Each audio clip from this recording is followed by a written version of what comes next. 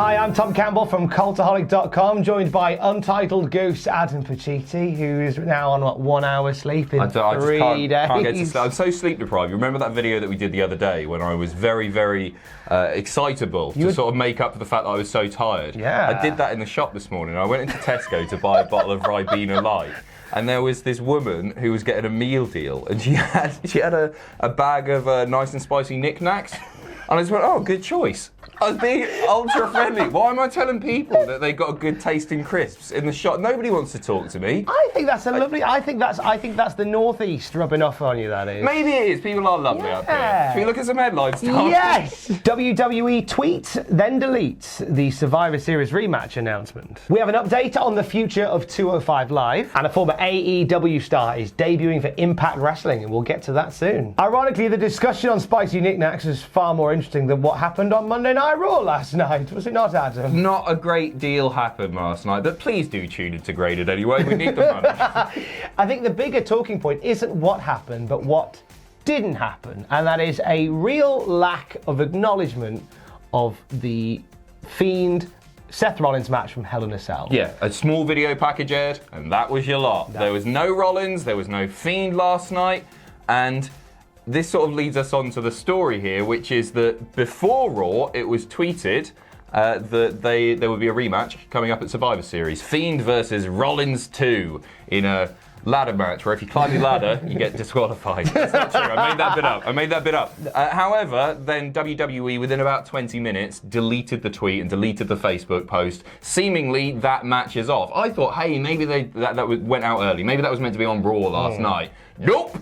Not a single mention of it, which leads you to believe that we may very well be in parts unknown when it comes to what they're doing with this thing, because there was a lot of chatter yesterday about that match, about the Fiend and Rollins match, and it continues today.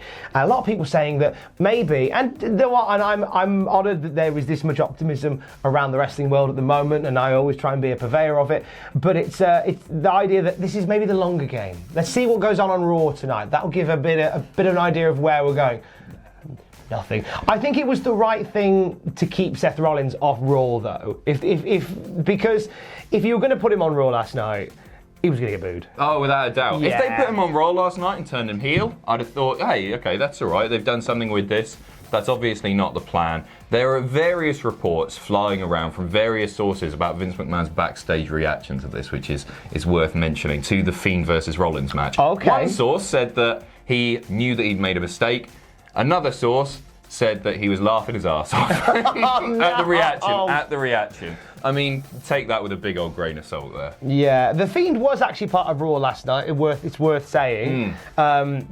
He was part of a dark segment at the end of the night, right? Where Cesaro got a shoe-in from the Fiend. Okay, that's fine. Yeah, Cesaro as well. Big main event spoilers coming up. So do this. But Cesaro losing to Cedric Alexander in the main event tapings I saw as well. Wow, poor Cesaro. Get him on bloody NXT. Come on, get the cat excited. Raw Graded. I'm excited for Raw Graded later on, mate. Good luck. Good luck sifting through that. Wait, please watch it. Just as the sun doth rise in the east, Raw is back on next week, come hell or indeed high water. And we have a championship match announced for next week's Raw, don't we, Adam Pacitti? That is correct. After defeating Robert Roode and Dolph Ziggler in non-title action last night, the Viking War Raider Experience, Eric Eva, brilliant, are going to get a title match next week. And, this is probably the moment that they're going to pick up the tag titles, in my opinion. Do you think that the Dolph Ziggler, Bobby Roode experiment is over? Maybe. I mean, the draft episode is indeed next week, so they might want to split them up. I mean, it was a thrown together tag team, and I've enjoyed some of their matches and everything, but it's, they still don't feel like a proper team, do they? No, I kind of thought that maybe at the end of Clash of Champions, and we all give them far too credit in situations like this, I thought at the end of Clash of Champions that we'd maybe have them sort of pioneer a new era of the tag division, and there has been some good stuff from them, but I think I'm fairly confident that Viking Raiders are taking the belts next week, and then they're going to move Roode to SmackDown, keep Dolph on Raw. Yeah, I think just because Ziggler's been on SmackDown for a long while now. I reckon move him over to Raw. In my opinion, I don't know. Okay, interesting. Yeah, I think this match will be good. I actually think they booked the Viking Raiders relatively well here. I think the jobber stuff went on a little bit too long, but then they progressed to sort of main roster decent talent. And now they feel like they've earned their number one contender. Yeah. Sorry, no, their title match, in fact. And I think obviously the initial confusion about their name led to many lulls, but I think we now have some traction with them. Yeah, put the belts on them. I'm good with Viking Raiders being the lads. They're you know what? Give them the lads. They're being the lads, being the top lads. They're a decent tag team, and they can very much be the head of a tag division. Good luck next week, boys. The rumours of my death have been greatly exaggerated. Unfortunately. Not my words. Wowzers! I really like you. Many in the YouTube comments will be delighted. Not my words, the words of Mark Twain. Oh, I feel awful about that. Carry on. Keep going. It's fine, mate. Not even we'll work bothered, past mate. it. The words of Mark Twain when he was talking about 205 Live that time. However, 205 Live felt like it was getting a stay of execution, and now it looks like they're just going to bring the axe down, Adam. Yeah, I mean, this has been up in the air for several weeks now, with Triple H saying that it was going to maybe be the end of the brand, maybe it would be incorporated into Full Sail and NXT and all that stuff. However, it's looking pretty bleak, isn't it? So WWE Network is currently not listing an episode for this Friday night. It was cancelled last week, and they ran a rerun of NXT, I believe. It was not even 205 Live. And there's nothing announced for this week either. There's further talks as well about adding a new hour of programming for Fox Sport 1 immediately after SmackDown, which is obviously where 205 Live lives. It kind of sucks that the death of 205 Live is being drawn out to the way it is, because we were talking about this last month. Yeah, right. So we literally poured out a cold one for 205 Live, and it's still going. It's on life support. It's still just kicking in there, and I think it looks like that's the end of it. And you know, I don't want to sit and